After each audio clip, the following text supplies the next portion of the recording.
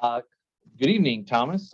This is Mike, and joining me is my co-host, Tom McAllister. And Hello, this everyone. week, sorry, go ahead. I say hello, everyone. I'm so crappy on this point. I'll get better.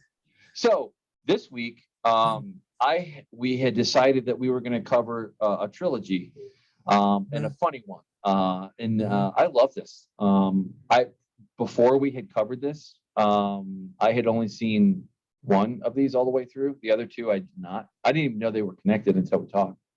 But these are Mhm, the our Cornetto trilogy, mhm. um, which is the famous UK comedians. Um, Mhm. uh, with Simon Pegg and what's the main guy's name is horrible, but it's right in front of my face. Yeah, the Nick Frost is the bigger guy in That's right. the That's right. That's what I'm series, thinking of. and they're directed by Edgar Wright, and they're written by Edgar Wright and Simon Pegg. Right. That's And right. yep, and what we're talking about is the Three Flavors Cornetto Trilogy, which includes Shaun of the Dead, Hot Fuzz, and The World's End. And they kind of reflect the colors of the flavors too. You've got Shaun of the Dead, which is the bright red blood color. You have Hot Fuzz, which is the men in blue flavored, and then the Right. I think the World's End, they have it as green, I think. Um, Okay. but yeah, I don't. Sure. Yeah. Yeah. I didn't know. I'll go back to my original introduction point. I did not know that these were all tied together. And I Hmm. do distinctly remember going to the theater to see Shaun of the Dead, and I thought it was Hmm. hilarious. It was Yeah. just a fresh take on the zombie. It seemed to be making fun of the zombie craze back then at that time. When was it? 2004. Yeah. Hmm. So this was like Yeah. when zombie was starting to kind of pick up prior to Hmm. that. Yep. But they did a great job. Like I love the dry pan humor, Hmm. the delivery, all these guys. They know comedy inside and out. Hmm. Yeah, it was the start of the zombie craze before it died, and now it's living its undead life at this point, where it's shambling along, and there's some people that are still interested, but Walking not Dead. a whole lot. Yeah, Walking Dead. The Walking Dead. Yeah, Yeah, for sure. Yeah, yeah. They yeah. ambling along is right. Hmm. They Yeah. should have ended a long time ago. But anyway, that's another show. Yeah, and Shaun of the Dead, it has its origins within. There was a British show called Spaced with the D at the end. That uh, Apostrophe D. yeah. No, it's Spaced. Okay. Okay. There and Simon Pegg was the star of that, and I believe Nick Frost was in it as well. And it was written and directed by Edgar Wright, and they did a an episode where Simon Pegg's character was playing Resident Evil, and he has a hallucination of a zombie attack, and that sort of kind of inspired them to go, hey, we could do a zombie movie. And but yeah, Spaced is actually a pretty funny show. Much like most British shows, there's not a whole lot of episodes of it. Right. But Years. but yeah, it's basically about 20 somethings that don't really have real jobs, and they're just caught up with pop culture stuff like video games and whatnot. And yeah. Is this a much lighter, lighthearted train spotting kind of sort of vibe? There's a tad. None of them are well. There is drugs involved, but but nothing. Yeah, Right. not anything serious. But yeah, Right. Right. but yeah, it's I don't know if I've made it through all the episodes. But Huh. it looks like there's only 14. I've been meaning to go back and rewatch it because I believe I've missed a few episodes. But yeah, they do a bunch of they're able to just do a whole bunch of different like parody stuff in it as well. Like I said, they did the little zombie thing with the Resident Evil hallucination episode, and and I'm different sad things that like that. I didn't know about this beforehand. Like, there's we should probably do like a down and out kind of not well known series, and cover like favorites if we have them. But Oh yeah, this I seems like, probably have enough. I probably have enough just on British stuff. shoot, You know. I I only know a small, a little bit more than the average person would. Like, I'm aware of Red Dwarf, Mhm. you know, Yeah. IT crowd, like, which I learned from you, even way back when we were literally in the office. Yeah, yeah. I'm an Anglophile from way back, so you know, I think everybody knows Rowan Atkinson from Mr. Bean, but I remember him most from Blackadder. I don't know if you're I familiar with didn't that. catch on to him at Blackadder, but I did when I was a kid and Mr. Bean was on. Mhm. I did, and it really was on. It wasn't on for all that long, honestly. I didn't know Mhm. that, but like, they back in the day when the PBS would Oh, you replay. might want to cut the little program there on the screen. Oh, Paramount's yep, gonna yep, nope, they'll go crazy, and we'll have an unfriendly. Can you still hear me? Sorry. yeah. Oh, anyway, yeah. So PBS would sometimes play certain British more popular TV shows in America, Mhm. like, Yeah. and we didn't have cable growing up, so but we always had over the air, and PBS was always available. And I do remember fondly watching Rowan Atkinson and Mr. Bean. I Mhm. remember very distinctly, and there was some other ones that I don't recall. Yeah. But Well, and I remember watching the original Doctor Who series on PBS, and yeah, watching it with Tom Baker with his big scarf.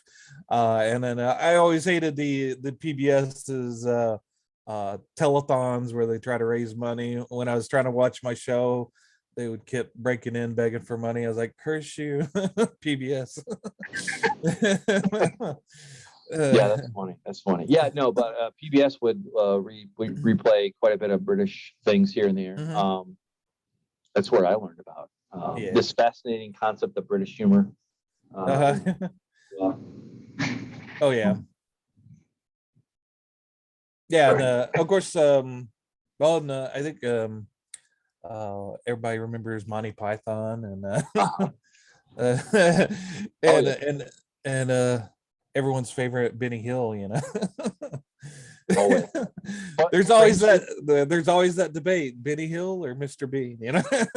yeah, it's strangely my grandpa would love to watch Mr. Bean or Benny Hill. Mhm, But he didn't really care for Monty Python, which is so funny. mhm, But my dad got his sense of humor from my grandpa.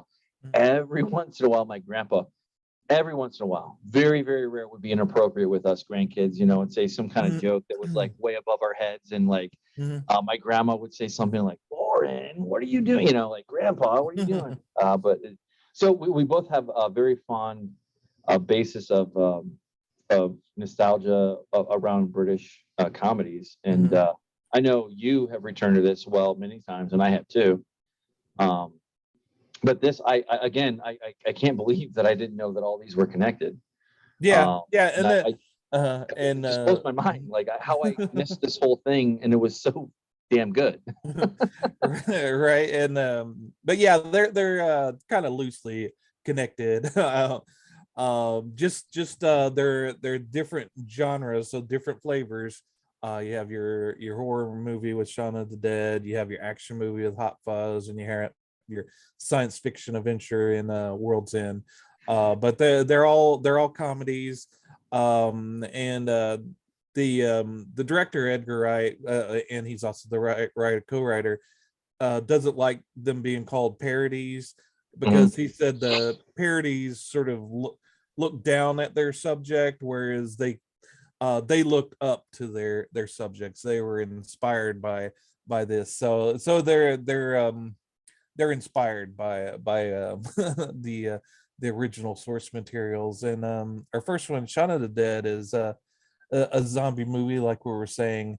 It's Very about fast this. paced. Yep. Uh-huh. And Simon Pegg plays a sort of a nobody in a dead end job with probably a girlfriend above his status, with a friend Ed, Nick Frost, that's sort of dragging him down, and they're so it's Shaun, which is Simon Pegg, and Ed living with a third flatmate, as they say in Britain. I forget his name, but the actor, their co-flatmate, is actually the voice of Darth Maul. I don't know, a little Really? trivia there. Yeah. Huh. The one that's upstairs, that lives upstairs in the flat, and becomes a zombie. Spoiler alert, but but yeah. So the I liked how in the beginning of the movie that Simon Pegg, his character Shaun, he kind of drags through life much like a zombie himself.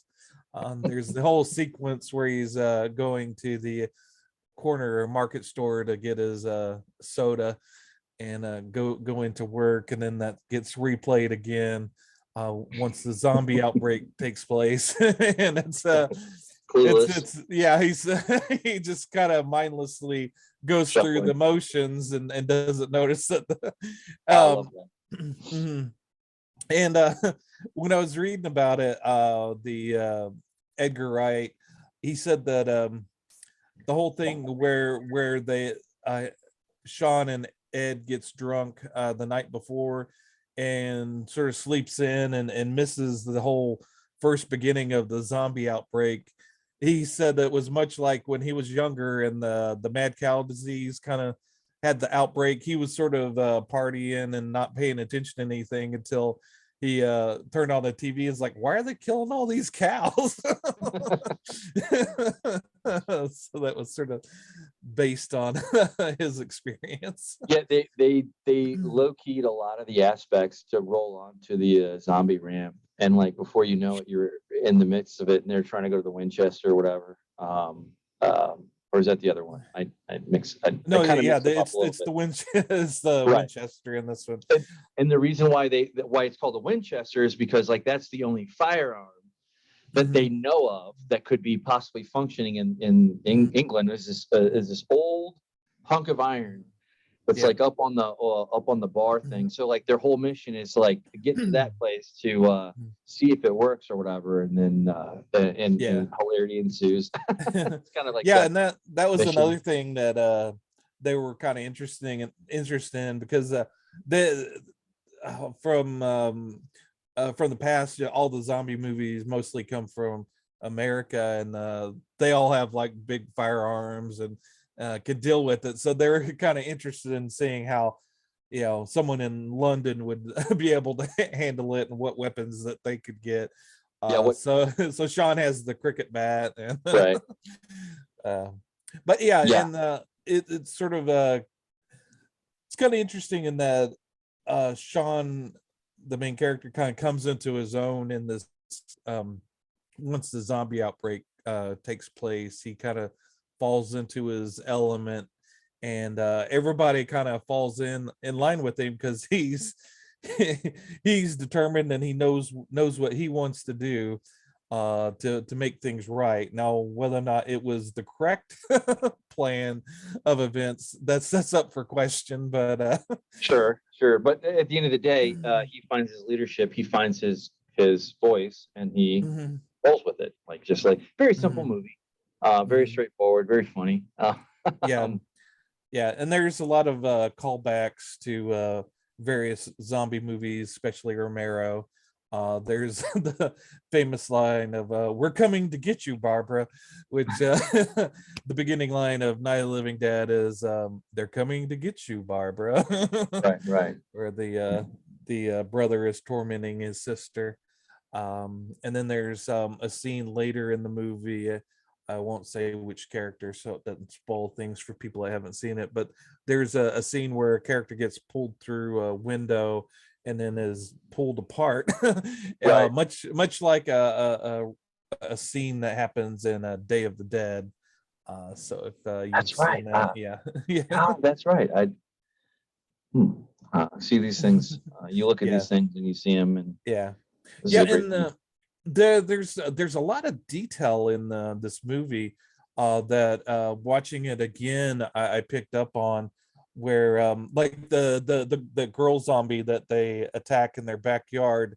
There's a scene, the scene where Shaun's going to the corner store for the first time. He passes, and that girl's in the background. You see her, Okay. and then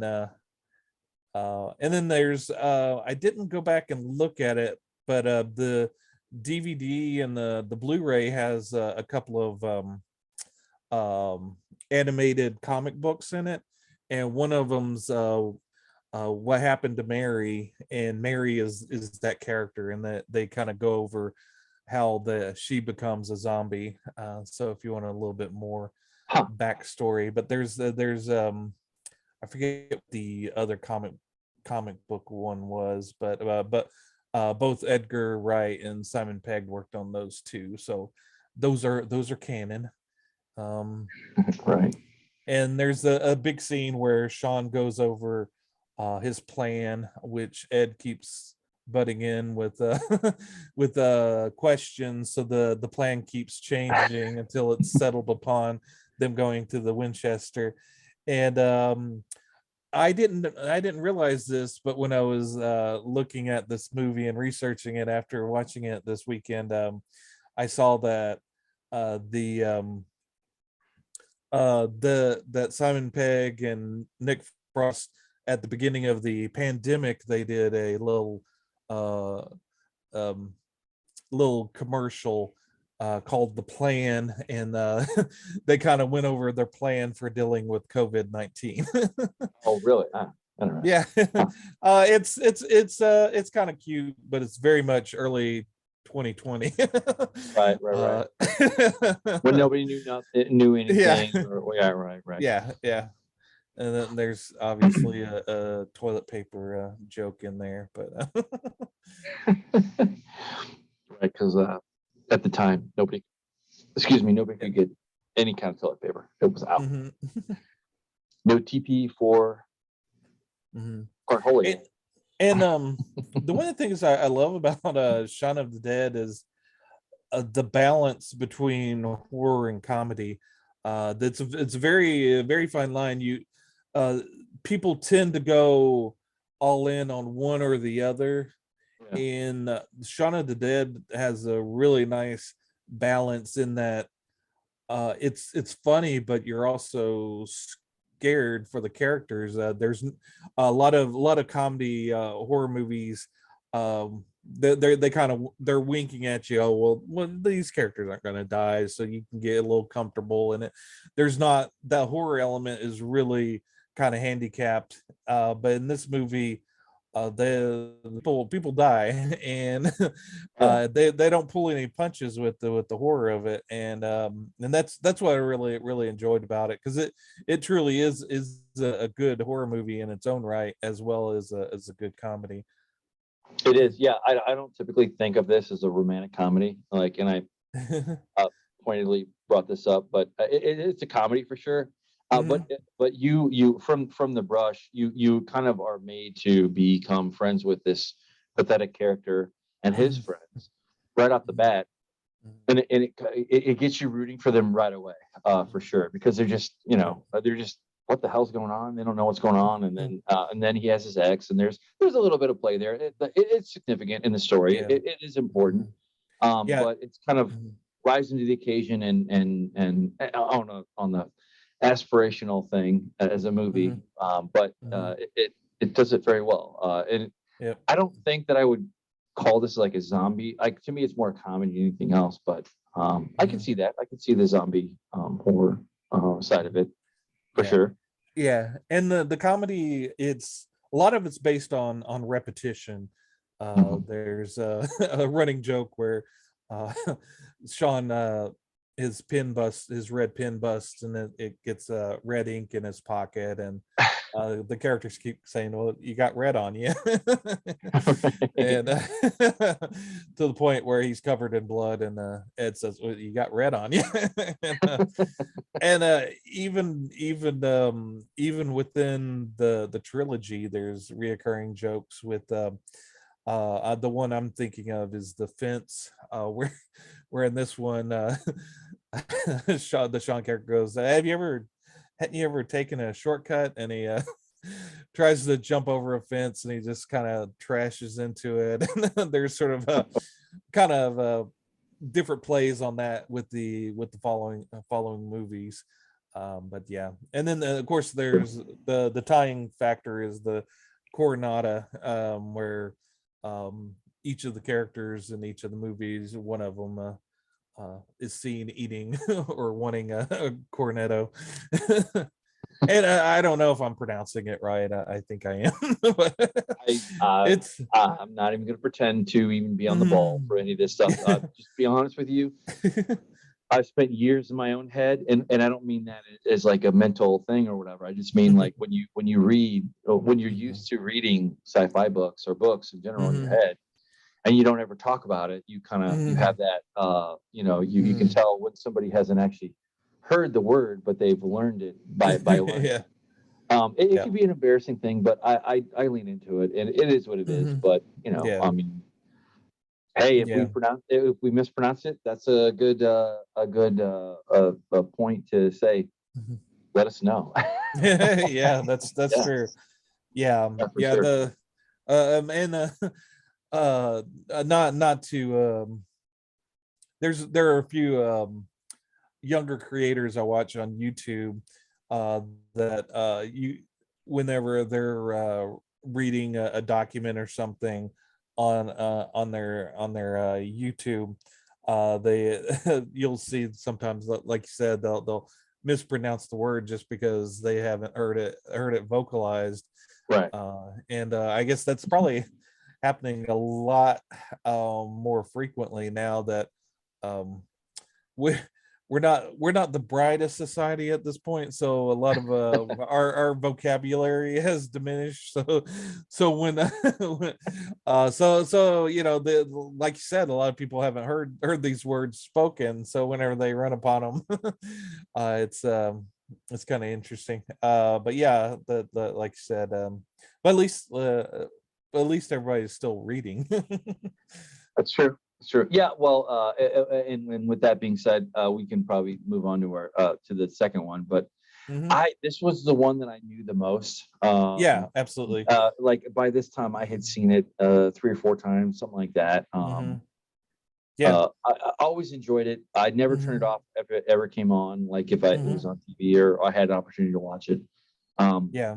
It was like one like where you paid attention. Unfortunately for me, I did not pay attention at the time and know that they were that they made this as a thing. Like I had heard about Hot Fuzz, but I never saw it, and I did not hear anything about The World's End in general prior to us covering it. Yeah, yeah, and Shaun of the Dead was my favorite. I saw and I saw Hot Fuzz. I've yeah, and when I saw Hot Fuzz, which is the second movie in the series, I really enjoyed it, but it didn't really stand out to me. But in rewatching these 3 movies, I got a bigger appreciation for all of them. Shaun of the Dead was way up there, but the next 2 movies got up there as well. Right. For me. Yeah, I wouldn't say that I'm most familiar with Shaun of the Dead, but I outside of that, liking it, I did enjoy the sci-fi kind of tilt for the World's End. World's End, yeah. But Hot Fuzz was good. Hot Fuzz was good. They all nothing sucked. Yeah, that's for damn sure. They're all funny. They all had their own chemistry, which surprised me. And Hot Fuzz, I think, was a little bit more vicarious in their action sequences than the other ones. Because they're cops, but they're not. Yeah. They're UK again. This kind of goes back to the difference in UK and in other parts of the world. UK is not it's not. It's a different world. They do different things there.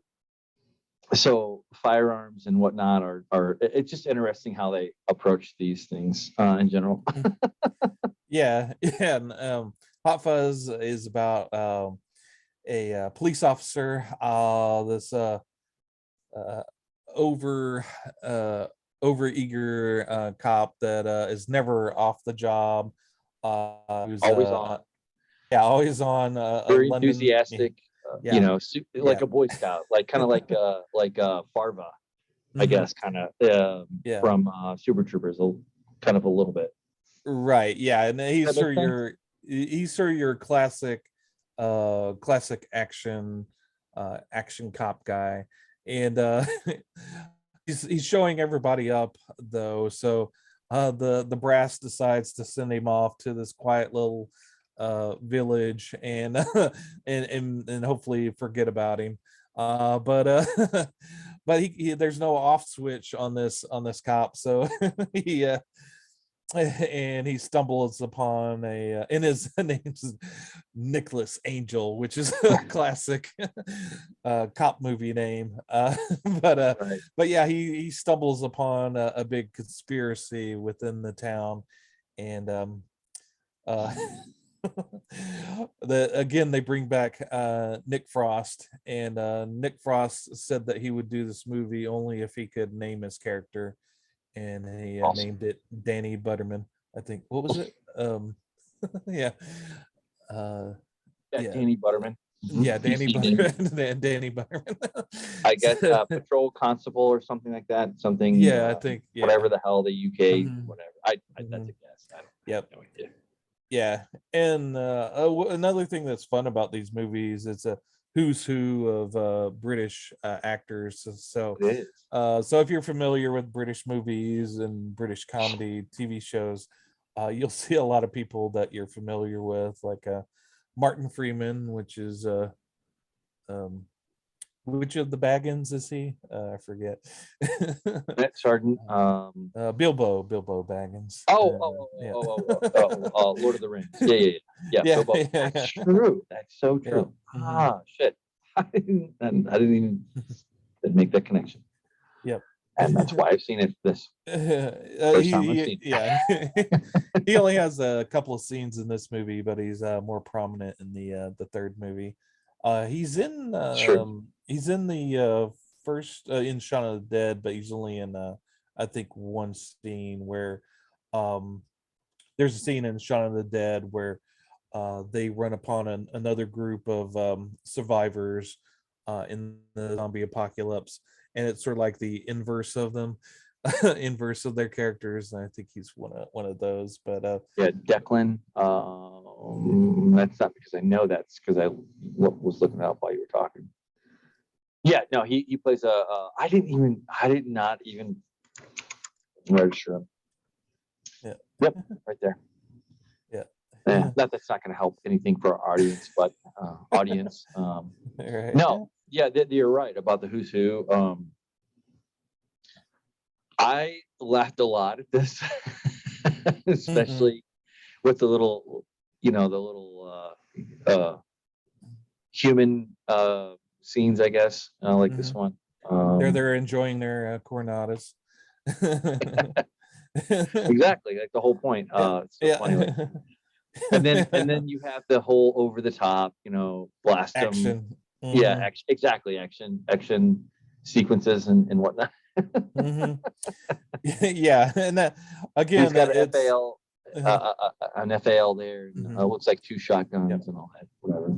yep. And much like Shaun of the Dead in the horror element, in this one, it is a comedy, but they don't skimp on the action element of of an action movie. It's No, completely there. And Edgar Wright, one of his goals was he wanted to make there's millions of American action movies, but he couldn't think of a single British action movie, and he really wanted to do a British action movie. And yeah, not unless you're going back to the '70s and you're talking about Michael Caine, yeah. or something like that. But Right. Yeah, they did. This was wall to wall when they got going.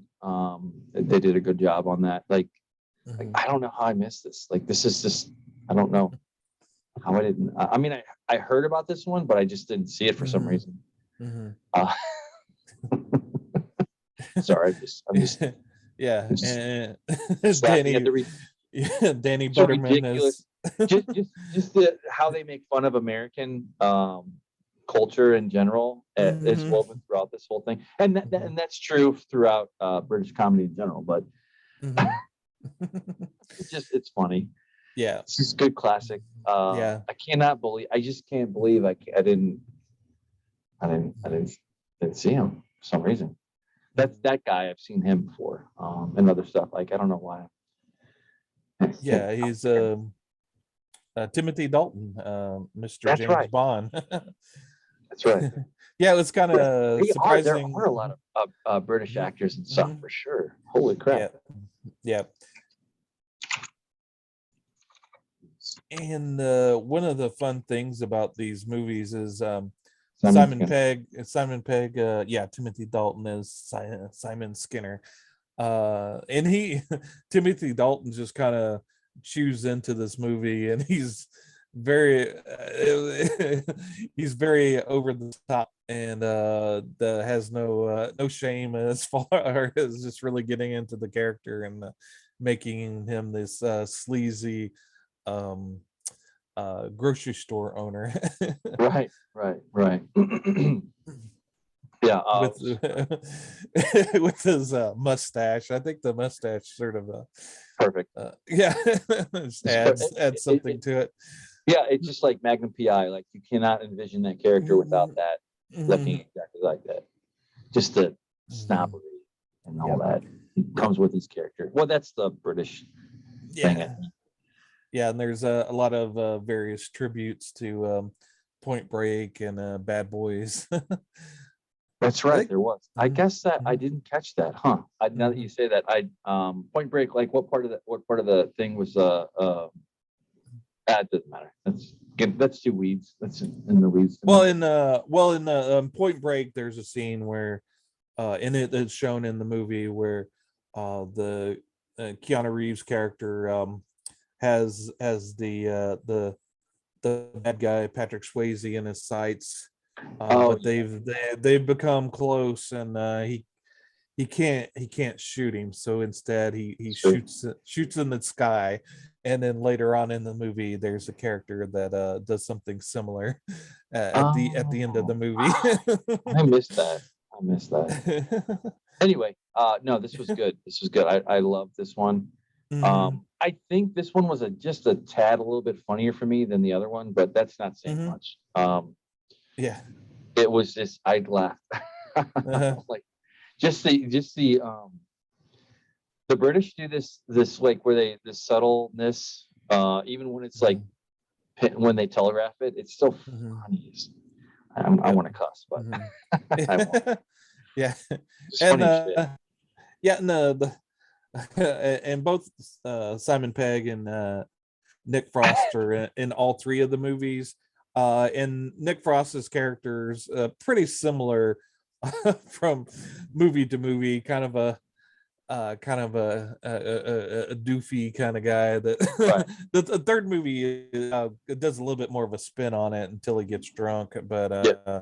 Sidekick. but yeah, but the cool thing about these movies is Simon Pegg, since he's the writer of it, he got to play with his own character and do kind of write his character how he wants to. And the first movie, Shaun of the Dead, sort of is the character that most people after that makes him play in future movies, sort of the kind of the Antagonist. down on his luck guy that that everybody can relate to, that's kind of goofy. Right. But in That's true. the sequels, in the second one, he got to be this big action hero, really tough as nails, and he pulls it off more or less.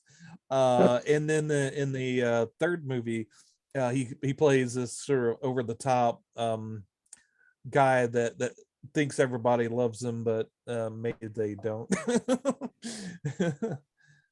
And I guess that brings us to the movie.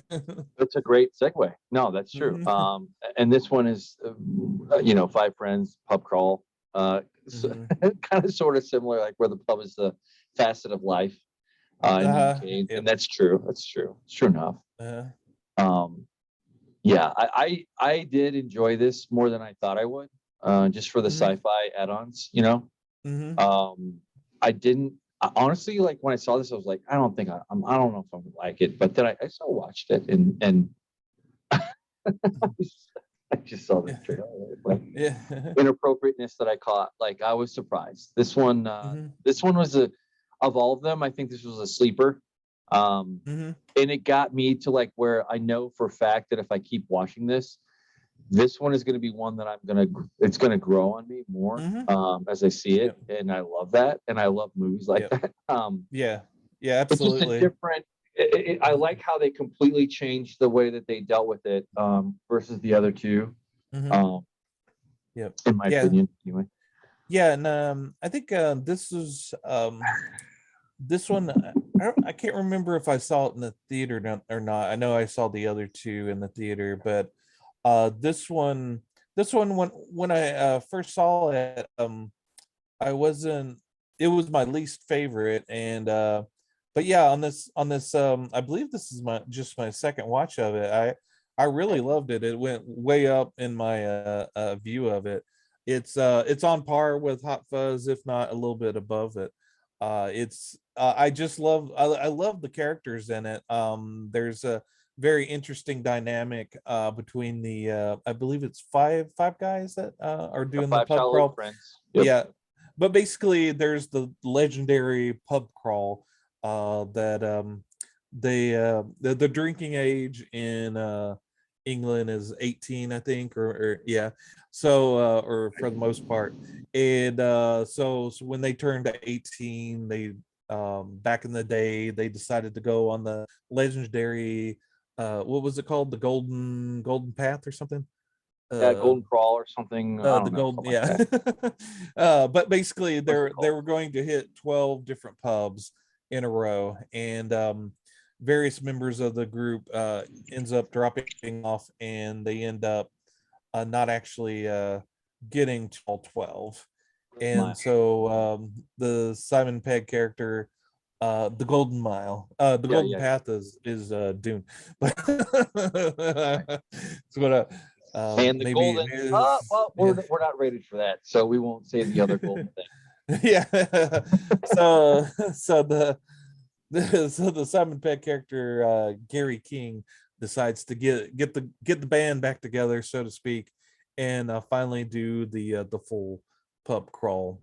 But in the midst of it, they find that this town, their town from their youth, is has been invaded by some creatures, maybe aliens, maybe An robots, who knows. entity that is Yeah. taking over people and Mhm. making them do things that they normally Mhm. wouldn't, Yeah. and that kind of thing. Yeah. Yeah. But And it was so fresh with the sci-fi angle that it wasn't like straight up lifting from like one another. The one I have in mind is Top Gun. And Mhm. although that's way off the purview, I'm not the original for this thought, but there are movies that like just straight lift and copy paste Mhm. concepts from other movies Mhm. to where they actually execute them better than the last. Original. Yeah. Yeah, well, not original, but Mhm. they're better Mhm. than the remake of it, or when somebody else tried to do that and they didn't quite. Oh yeah. Mhm. Anyway, yeah, that's Right. beyond the scope of whatever. Yep. But no, Yep. I again, this is like one like where I know it's a sleeper, and it's just like the more I watch it, the more it's going to Yep. become Mhm. Yeah. probably eventually my favorite because it just has some otherworldliness, and I love that, and I Yeah. love Yeah. I just love that. Yeah. And they're not overt in their in the sci-fi things that they're kind of mimicking. Whereas Shaun of the Dead, you could point directly to, oh, well, that's sort of like George Romero's zombie movies, and Right. there's those parallels in Hot Fuzz to Point Break and Bad Boys. Whereas this one is kind of a little bit buried, but I see connections to Invasion of the Body Snatchers. Oh, that's And yeah, and oddly enough, our other show that we do, where I'm watching Star Trek: The Next Generation for the first time, which is concluding this first season this week. So take a look at that if you haven't yet. But there's an episode that we'll be talking about on Friday that is reminiscent of the Invasion of the Body Snatchers as well, which I found to be a interesting kind of synchronicity between what we're watching.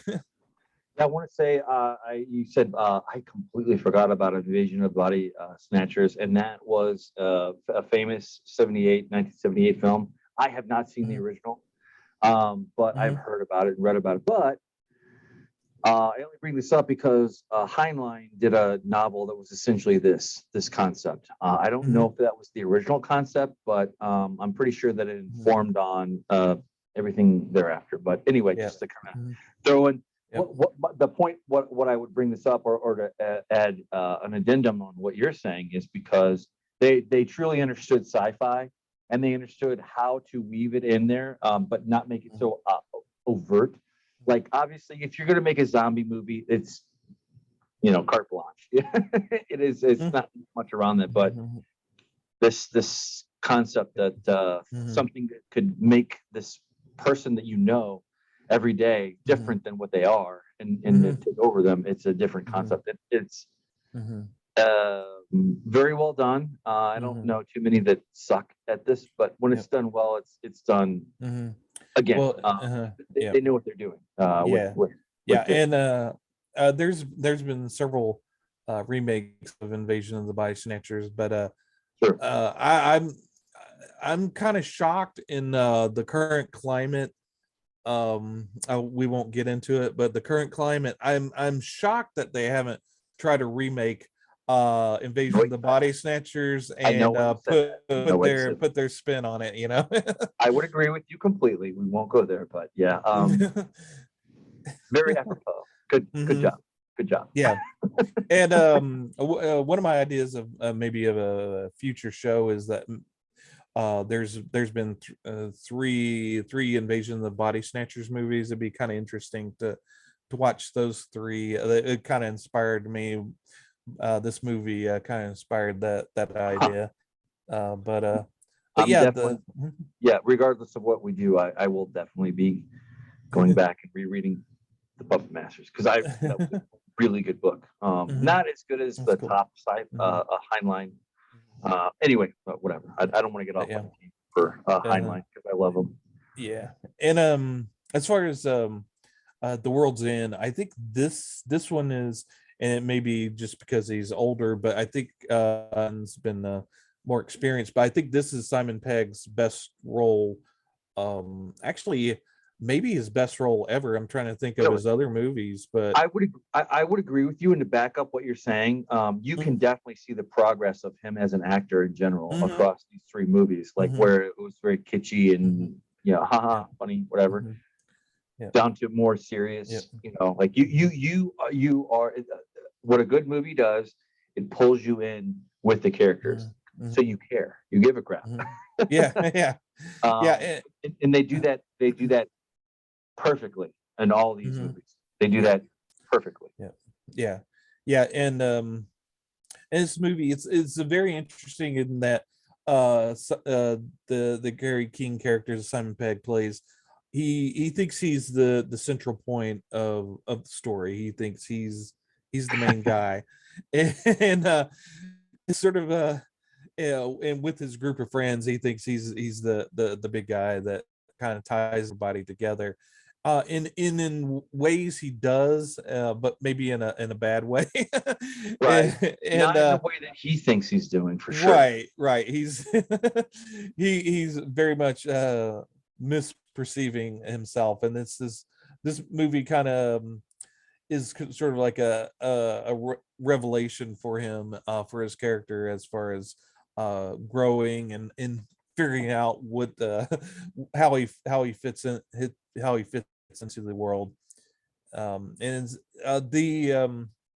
the original concept for the movie, Edgar Wright had wrote, was called the I think it was The Crawl, or just Crawl, and it was just going to focus on them as teenagers and their pub crawl. And then he decided that maybe it would have more weight to it if there was that sort of a time gap, and the sort of a revisit at a later age, kind of thing. And then the science fiction element kind of grew out of that. And he said that with the trilogy, they didn't pick the genre beforehand. It was sort of like it just kind of grew out of it, kind of, yeah, naturally. And I think this trilogy is a kind of a perfect fit for a channel, in that it kind of encompasses a whole lot of nerdom. There's, people nerd out over action movies, horror movies, science fiction movies, and that sort of sort of in comic books and whatnot. And that this trilogy kind of is umbrella for all of that. Which our channel, we tried to make it a umbrella for for all of that as well. Absolutely. We will cover everything and anything in the Nerdom, and even some that are adjacent too. Like that's okay. Like that's the wider arc. I think what we do good, or what we do well, is that we kind of show like what the influences are for some of these concepts. And kind of dig in sometimes in depth and go after it. But this one was just, it was just good. And Edgar Wright is one of my favorite directors. He's he also did Scott Pilgrim. He did Baby Driver. He's done several movies. And infamously, he was set to direct Ant-Man. He was very excited, and he come up with a lot of the concepts and ideas for how to do Ant-Man. And then I guess Disney decided he wasn't as Disney-fied as they wanted, or he wasn't going to make the cookie cutter Disney movie that they wanted. So they had a creative difference parting. And of course, that's just kind of speculation. We'll never truly know. I'm sure he had to sign an NDA or whatever they call it, so that he can't really talk about why he had to leave it. But I'm sure there's sort of from he would have done a good job. Absolutely. He would have nailed it. And not to take anything away from how they went. Ant-Man was fine. It's fine. The Ant-Man movie that came out was okay, and it was an okay sort of Disney movie, whereas I think Edgar Wright would have put his spin on it and would have made it its own. Which I was kind of surprised that they let James Gunn do what he did with Guardians of the Galaxy, which I think Edgar Wright would have done maybe a similar thing with Ant-Man. From his previous works. But yeah, I always kind of speculate on what the Ant-Man movie would have been like. So I know that. Yeah, no, he did a great job with Baby Driver. I had not seen the other one you mentioned, but Scott Pilgrim, I just didn't see it. I know there was there's a, not cult, but there's a following around that character or that movie. I know nothing about any of that universe at all. So and then there's people that I think it's gotten a bad reputation recently because of the colored hair. I think people have made a meme about the blue-haired girl on Twitter, which I'm not gonna really get into, but people make a fool of themselves, and there's a caricature that gets associated with both sides, whatever. But that's definitely the early Tumblr and current day Twitter, blue, whatever. Anyway, blue tip mark. But I really enjoyed Scott Pilgrim as well, and any movie with Jason Schwartzman in it is worth watching just for him. Yeah, and Michael Cera, shout out to him. I don't think he's done anything recently, but he was hot for quite a while. Between he was in everything at one point. Yeah, but he was in every. I'm trying to think. The director that did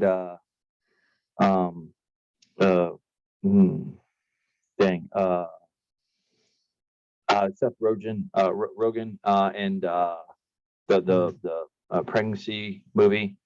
And then there's the Pineapple Express. And anyway, that director did a lot. So I'm sure there's a confluence there. I can't do justice to it right now, but anyway.